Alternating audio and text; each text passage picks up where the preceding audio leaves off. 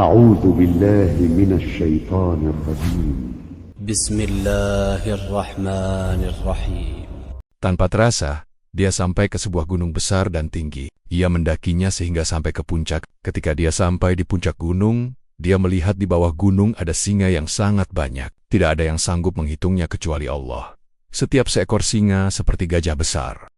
Ketika Balukia melihat singa yang berjumlah sangat banyak, badannya gemetar karena sangat ketakutan. Seekor singa bertanya kepadanya dengan bahasa Nabi Adam, yakni bahasa manusia. "Siapa kamu, wahai makhluk?" Ketika dia ditanya, dia semakin ketakutan dan dia menjawab dengan suara bergetar, "Nama saya Balukia dan saya dari Bani Israel." Singa itu berkata, "Hai Balukia, janganlah kamu takut. Kamu termasuk orang yang aman. Sekiranya kamu keluar bukan untuk mencari Nabi Muhammad, beliau sebaik-baik makhluk, tentu kamu tidak akan selamat dari kami. Akan tetapi kamu selamat berkat Nabi Muhammad." Balukia bertanya, "Hai singa, bagaimana kamu mengenal Nabi Muhammad?" Singa itu menjawab, "Bagaimana kami tidak mengenalnya? Padahal kami telah beriman kepadanya. Dan kami membenarkan kerasulannya. Kami masuk dalam agamanya. Dan setiap waktu kami mengucapkan, La ilaha illallah Muhammad Rasulullah." Mendengar pernyataan singa itu, hati Balukia semakin rindu dan cinta kepada Nabi Muhammad. Kemudian Balukia berjalan meninggalkan tempat itu. Balukia melanjutkan perjalanan hingga sampailah dia di suatu padang luas yang dipenuhi ular. Setiap ular besarnya seperti batang kayu yang besar. Di tengah ular-ular besar tadi, ada seekor ular kecil yang berwarna kuning. Setiap kali ular kecil itu berjalan, ular-ular yang lain berkumpul dan bersembunyi di bawah bumi karena takut kepada ular kecil itu. Ular-ular besar tadi berkumpul di sekitar Balukia. Ketika ular-ular tadi mendekat kepadanya, dia merasa sangat takut. Ular kecil yang berada di tengah tadi berkata dengan bahasa manusia yang fasih, "Hai manusia yang datang kepada kami, janganlah takut dan jangan pula sedih. Kamu termasuk manusia yang beruntung karena berkat Nabi Muhammad." Kemudian ular itu mengucap, "La ilaha illallah Muhammad Rasulullah." Balukia bertanya, "Wahai ular, bagaimana kalian mengenal Nabi Muhammad?" Ular menjawab, "Hai orang yang bertanya pada kami tentang Nabi Muhammad. Demi Tuhan yang mengutus Muhammad sebagai Rasul dan Nabi dengan hak, semua makhluk di atas bumi, pepohonan, bebatuan, mutiara, binatang melata, binatang buas, membenarkan kenabian Muhammad di waktu pagi dan sore." Ular itu bertanya, "Wahai makhluk, siapa kamu dan siapa namamu?" Balukia menjawab, "Namaku Balukia, dan aku dari Bani Israel."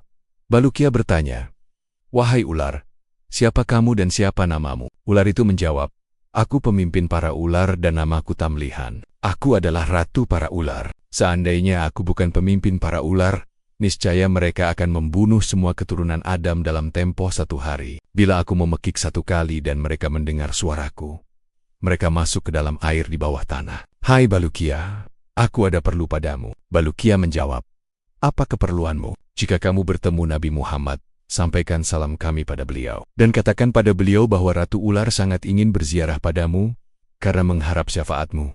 Setelah itu, Balukia pergi meninggalkan mereka. Balukia melanjutkan perjalanan hingga sampai di daerah Baitul Maqdis. Ketika Balukia masuk ke Baitul Maqdis, dia melihat suatu kota yang amat indah dan ramai. Di negeri itu orang-orangnya menegakkan sholat dan puasa serta mereka tidak lalai dari berzikir kepada Allah. Kemudian Balukia menuju ke masjid. Ketika dia masuk ke dalamnya, dia melihat seorang pemuda tampan rupawan sedang duduk, maka Balukia mengucapkan salam kepadanya dan dia pun menjawab salamnya. Kemudian Balukia duduk di samping pemuda tadi. Pemuda itu bertanya, "Hai orang laki-laki, dari mana kamu datang dan siapa namamu?" Balukia menjawab, "Namaku Balukia dan saya dari Bani Israel." Balukia bertanya, "Wahai anak muda, siapa kamu dan siapa namamu?" Pemuda itu menjawab, "Namaku adalah Affan." Kemudian pemuda itu berkata lagi, "Balukia, apa hajatmu keluar dari rumah dan datang ke sini?" Jawab Balukia, "Aku keluar untuk mengunjungi Nabi Muhammad serta akan masuk agamanya, dan aku akan menjadi umatnya karena mengharap syafaatnya." Kemudian Balukia menyampaikan kepada Affan tentang semua peristiwa-peristiwa aneh yang dilihatnya, di antaranya tentang pembicaraannya dengan ular, dengan singa dan segala hal yang dia dengar dari beberapa mujizat. Balukia bercerita juga tentang suhuf, lembaran-lembaran kitab suci zaman dahulu yang tersimpan di dalam peti yang telah dia baca. Dalam suhuf tertulis bahwa sungguh Allah akan mengutus seorang nabi pada akhir zaman, namanya Muhammad. Beliau adalah penutup para nabi dan pemimpin orang-orang yang bertakwa, memberi syafaat kepada umatnya pada hari kiamat. Affan berkata, "Hai Bulukiah, sekarang ini bukan zaman Nabi Muhammad dan bukan pula zaman umatnya. Jarak waktu antara zaman kita dengan zaman Nabi Muhammad masih bertahun-tahun lagi. Namun tunjukkan aku tempat ular yang namanya Tamlika. Jika kamu sanggup, aku ingin mendekatinya, serta mengharap mempunyai kerajaan yang besar, dan kita hidup dengan baik sampai Allah Ta'ala mengutus Nabi Muhammad, dan kita akan masuk agamanya serta menjadi umatnya." Bulukiah mau menunjukkan tempat ular-ular itu karena berharap bertemu dengan Nabi Muhammad dan masuk agamanya. Selanjutnya Affan mengambil peti yang terbuat dari besi, lalu memasukkan 2 kendi yang terbuat dari perak di dalamnya. Kendi yang satu berisi khomer dan satu lagi berisi susu. Bulukiah dan Affan berjalan bersama hingga sampai ke tempat ular. Affan membuka peti dan 2 kendi tersebut. Ketika ular mencium bau khomer dan susu, ia keluar dari tempatnya dan masuk ke peti, lalu minum khomer dan susu hingga mabuk dan pingsan. Affan berdiri dan berjalan perlahan-lahan ke arah peti, lalu menutupnya. Dia membiarkan ular itu pingsan dan tertidur di dalam peti. Kemudian keduanya pergi dari tempat itu dengan membawa peti. Karena ada ular pingsan yang dibawa mereka, maka mereka tidak melewati satu pun pepohonan ataupun tertumbuhan, melainkan semuanya menyapa dengan izin Allah Ta'ala. Setelah keduanya sampai di suatu tempat, tiba-tiba ada pohon yang memanggil, "Hai Bulukiah, hai Affan, siapa yang mengambil daunku dan menumbuknya sampai lembut dan diambil sarinya, lalu dioleskan pada mata yang buta atau telinga yang tuli, maka akan sembuh dengan izin Allah Ta'ala." Selanjutnya mereka melewati pohon ketiga. Pohon itu memanggil, "Hai Bulukiah, hai Affan, siapa yang mengambil daunku dan menumbuknya sampai lumat, lalu diambil sarinya, lalu dioleskan di tempat yang terkena gigitan ular atau sengatan kalanjengking, maka akan sembuh dengan izin Allah Ta'ala di lembah itu. Tak ada satupun pohon, melainkan dia akan memberitahu pada mereka tentang khasiatnya." Ketika keduanya pergi ke salah satu lembah, ada sebuah pohon berkata, "Hai Bulukiah, hai Affan, siapa yang mengambil daunku dan menumbuknya sampai lembut, lalu diambil sarinya, lalu mengolesnya di kedua telapak kaki, maka ia dapat mengarungi 7 lautan tanpa basah kakinya, dan tidak akan tenggelam, dan dia bisa berjalan di atas bumi tanpa menyentuh tanah dengan izin Allah Ta'ala." Affan pun mendekati pohon itu, dan mengambil beberapa daunnya, memerah sarinya, lalu menaruhnya di kendi. Ia berkata, "Aku menginginkannya karena ada beberapa manfaat di dalamnya." Kemudian dia menaruh peti yang masih berisi ular di atas tanah. Tiba-tiba peti itu terbang di antara langit dan bumi. Ular itu berkata, "Hai Bani Adam, pahala apakah bagi kalian berdua? Kalian ingin mendapatkan apa yang kalian tidak sanggup mencapainya?" Lalu ular itu pun pergi. Bulukiah dan Affan hendak meneruskan perjalanan ke Yaman. Sebelumnya mereka singgah dulu di Baitul Maqdis untuk mengambil bekal. Lalu mereka keluar dari Baitul Maqdis menuju tepi laut. Di sana mereka mendengar suara dari udara. Padahal tidak ada makhluk di sana. Suara itu berkata, "Hai anak Adam, kamu tidak akan memperoleh manfaat kecuali karena kehendak Allah, bukan karena kehendak dirimu." Affan pun mengeluarkan kendi yang berisi perasan daun tadi. Kemudian Bulukiah dan Affan mengoleskannya pada kaki mereka. Lalu mereka berjalan di atas laut sebagaimana berjalan di atas bumi. Ketika mereka memasuki laut pertama, mereka melihat di tengah laut itu ada pulau yang sangat besar, dan di pulau itu ada pohon-pohon yang rindang dan mata air yang mengalir. Di atas pohon itu ada beberapa buah yang amat besar. Besar tiap buah seperti kendi yang besar. Rasanya lebih manis dari madu, lebih lembut dari busa, baunya lebih harum dari misik. Di tempat itu tidak ada manusia, jin, burung, ataupun binatang huas. Mereka kemudian pergi dari tempat itu sampai ke laut kedua. Mereka masuk ke dalamnya. Ketika mereka berada di dalamnya, mereka melihat pulau yang lebih besar dari pulau pertama. Kemudian mereka masuk ke dalamnya. Di sana mereka melihat tongkat yang tinggi. Tingginya 1000 hasta, lebarnya 20 hasta. Mereka mendekati tongkat itu sambil memperhatikan. Ternyata tongkat itu terbuat dari besi. Di atasnya ada tulisan, "Tongkat ini milik Auj bin Affan bin Nu'as. Pada hari terjadi air bah." Kemudian mereka berjalan lagi hingga memasuki laut ketiga. Saat mereka berjalan ke tengah, di dalamnya mereka melihat pulau yang besar dan luas. Tanahnya berbau misik, rumputnya berbau zafaron. Di atas pulau ada surban putih dan hamparan cahaya seperti matahari. Di tengah gunung ada gua. Ketika mereka mendekat ke gua itu, mereka melihat kubah emas yang memiliki 2 daun pintu yang terbuat dari zamrud. Di tengah kubah ada tempat tidur dari yakut. Tiang-tiangnya terbuat dari perak. Di atas tempat tidur ada kasur sutra yang berkilauan, seperti bulan di malam purnama. Di atas kasur sutra ada seorang pemuda yang berbaring terlentang. Dia meletakkan tangan kanan di atas tangan kirinya, Dia memiliki cahaya yang lebih besar dari matahari. Di kepalanya ada mahkota. Di jaring kelingking kanannya ada cincin dari cahaya. Di cincinnya terdapat 4 lafaz yang memancarkan cahaya. Lafaz pertama adalah Al-Marifatulillah, yang artinya pengetahuan hanya milik Allah. Lafaz kedua bertuliskan Al-Qudratulillah, yang artinya kekuasaan hanya milik Allah. Lafaz ketiga bertuliskan Al-Uzmatulillah, yang artinya keagungan hanya milik Allah. Lafaz keempat adalah Al-Kibriyaulillah, kesombongan hanya hak Allah. Bulukiya bertanya, siapa pemuda itu? Affan menjawab, itu Nabi Sulaiman bin Nabi Daud alaihissalam. Kemudian Affan berkata, kalau kita bisa mengambil cincinnya, maka kerajaan dunia akan menjadi milik kita, dan semua ciptaan Allah di atas bumi akan tunduk pada kita. Manusia, jin, hewan, angin, awan maupun burung, dan kita akan tetap hidup sampai Allah Ta'ala mengutus Nabi Muhammad SAW. Kita akan mengikuti agamanya dan kita akan menjadi umatnya. Bulukiya berkata, hai Affan, bagaimana kita dapat mengambil cincinnya, sedangkan di dekat kepalanya dan kakinya ada banyak ular? Bukankah Nabi Sulaiman telah berdoa kepada Allah? Doanya yaitu, Tuhanku, anugerahkanlah kepadaku kerajaan yang tidak dimiliki oleh siapapun setelahku. Maka Allah memberinya apa yang diminta, dan tidak seorang pun memiliki kerajaan seperti Nabi Sulaiman sampai hari kiamat karena doanya itu. Affan berkata, hai Bulukiya, diamlah kamu. Sesungguhnya Allah Ta'ala bersama kita, dan kita juga ada asma Allah, nama-nama Allah yang maha agung. Kemudian Affan berkata, wahai Bulukiya, bersihkanlah hatimu dan bacalah kitab Zabur. Tugasmu membaca asma Allah yang maha agung, sedangkan aku akan mengambil cincin. Sesungguhnya ular-ular itu tidak bisa mengganggu jika kita membaca asma Allah. Bulukiya mulai membaca kitab Zabur, sedangkan Affan mendekati Nabi Sulaiman untuk mengambil cincin dari jarinya.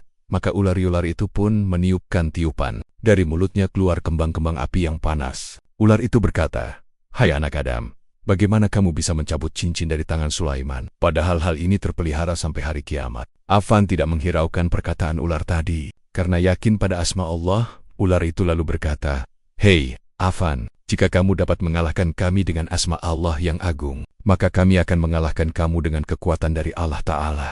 Tak kala ular naga itu meniup, Bulukiya membaca asma Allah Al-Ajam, sehingga tiupan ular naga itu tidak berguna. Kemudian Affan mendekati Nabi Sulaiman. Sedangkan Bulukiya membaca kitab Zabur. Affan memperhatikan bagaimana cara mengeluarkan cincin. Maka Allah memerintahkan malaikat Jibril alaihi salam untuk berteriak dengan teriakan yang keras. Sehingga bumi bergoncang lantaran suaranya yang sangat keras tadi, air laut pun tumpah. Sehingga semua air tawar bercampur dengan air laut dan menjadi asin. Affan pun jatuh tersungkur. Dan ketika itu ular meniup yang kedua kalinya. Dan dari mulutnya keluar api seperti kilat yang menyambar, sehingga Affan terbakar. Sedangkan Bulukiya selamat, karena karomah Nabi Muhammad. Jibril yang menjelma manusia berkata, hai Bulukiya bin Al-Hati, pergilah dari tempat ini, jika kamu tidak pergi, kamu akan binasa seperti temanmu Affan. Bulukiya berkata, wahai yang mulia, siapakah engkau? Semoga Allah merahmatimu. Jibril menjawab, aku Jibril utusan Allah, Rabbul Alamin. Bulukiya berkata, hai Jibril, aku pergi tidak untuk mencari cincin dan kerajaan, tapi aku pergi karena cinta kepada Nabi Muhammad. Aku ingin melihat wajahnya dan masuk ke dalam agamanya. Jibril berkata, karena itulah kau selamat. Kemudian Jibril menghilang. Bulukiya keluar dari gua dalam keadaan takut. Lalu ia mengambil minyak dari sari pohon yang ada padanya. Dia gosokkan minyak pada kedua kakinya. Lalu dia melanjutkan pengembaraan dengan berjalan di atas air laut. Bulukiya menempuh perjalanan di atas lautan. Dia menghindari jalan yang pernah dilalui bersama Affan untuk menempuh jalan menuju laut keempat. Sesampainya di tengah laut keempat, di sana dia melihat pulau besar. Rumputnya seperti warna zafaron. Pohonnya terdiri dari pohon kurma dan delima. Ketika Bulukiya masuk ke pulau tersebut, dia mendekati sebagian pohon-pohon itu untuk mendapatkan buahnya. Salah satu pohon berkata, hai Bulukiya bin Al-Hati, janganlah kamu ambil sesuatu dari kami. Bulukiya terheran-heran atas perkataan pohon itu. Dia melihat ke depan dan belakang. Tiba-tiba, dia melihat ada sekelompok orang berlari-lari. Mereka saling mengayunkan pedang. Ketika mereka melihat Bulukiya, mereka mengepungnya dari belakang dan ingin menangkapnya. Bulukiya membaca asma Allah yang agung, hingga mereka heran terhadapnya dan menaruh rasa hormat. Maka mereka pun memasukkan pedangnya. Mereka bertanya, hai orang asing, siapa kamu? Sejak Allah menciptakan tempat ini, tidak ada seorang pun yang bisa datang ke sini. Bulukiya menjawab, aku ini dari Bani Israel. Lalu mereka membawa Balukia ke hadapan raja mereka. Ketika itu raja duduk di atas singgasana dan melihat Balukia. Raja bertanya, "Hai orang laki-laki, siapa kamu dan dari umat mana asalmu?" Balukia menjawab, "Aku dari Bani Israel, dan Bani Israel dari keturunan Adam. Mereka termasuk kaum Nabi Sulaiman." Raja bertanya lagi, "Hai Balukia, bagaimana kamu bisa sampai di tempat kami? Dan bagaimana kamu bisa menyeberangi lautan yang luas?" Balukia menceritakan kisahnya dan yang menyebabkan kepergiannya. Lalu raja berkata, "Janganlah kamu takut, sungguh kamu aman berkat Nabi Muhammad." Balukia bertanya, "Hai raja, siapa kamu? Siapa namamu? Dan siapa mereka yang bersamamu?" "Kami dari golongan jin mukmin, dan kami bersama malaikat Allah di langit. Kemudian kami turun ke bumi dan memerangi jin yang kafir. Kami sekarang tinggal di sini, dan kami terus memerangi mereka sampai hari kiamat. Kami tidak mati sampai hari kiamat. Kamu tidak akan sabar bersama kami. Aku adalah Raja Jin. Namaku adalah Sakroh. Dan setiap saat kami mengucapkan, La ilaha illallah Muhammad Rasulullah." Balukia berkata, "Kalian dari golongan jin, bagaimana kamu mengenal Nabi Muhammad?" Mereka menjawab, "Bagaimana kami tidak mengenal Nabi Muhammad? Beliau adalah pemimpin kami dan pemimpin seluruh alam. Sungguh kami mengakui kenabiannya dan kami membenarkan kerasulannya." Ketika Balukia berada di tempat jin, dia ingin tahu lebih jauh tentang keadaan jin. Balukia berkata kepada Raja Jin, "Hai Sakroh, ceritakan kepadaku tentang makhluk jin." Raja Jin menjawab, "Balukia, ketahuilah Allah Ta'ala telah menjadikan neraka jahanam dengan 7 pintu. Sebagian pintu di bawah pintu yang lain. Di neraka jahanam, Allah menciptakan 2 jenis makhluk. Salah satunya dengan rupa singa, dia yang jantan. Dan yang kedua dengan rupa anjing hutan, dia yang betina. Masing-masing dari makhluk ini, tingginya sejauh berjalanan 500 tahun. Allah memerintahkan mereka supaya tinggal di neraka. Maka mereka pun tinggal di dalamnya. Dia perintahkan keduanya untuk terjun ke api neraka, dan mereka pun masuk. Lalu jatuh dari ekor serigala, kalajengking, singa, ular, dan semua ular dan kalajengking jahanam berasal darinya. Maka Allah memerintahkan mereka supaya kawin di neraka. Maka buntinglah serigala, dan kemudian melahirkan 7 anak jantan dan 7 anak betina. Allah mewahyukan mereka untuk mengawinkan anak-anak betina. 6 dari mereka taat kepada Allah. Sedangkan yang ke-7 membangkang terhadap Allah. Dia adalah iblis lanatullahi ta'ala atasnya. Karena iblis telah menyombongkan diri terhadap Nabi Adam alaihissalam. Ketika Allah memerintahkan kepada malaikat, "Sujudlah kamu sekalian kepada Adam." Maka mereka semua sujud kecuali iblis. Dia menolak dan menyombongkan diri. Dan ia termasuk golongan kafir. Iblis itu julukannya Abu Roh. Sedangkan nama aslinya adalah Haris.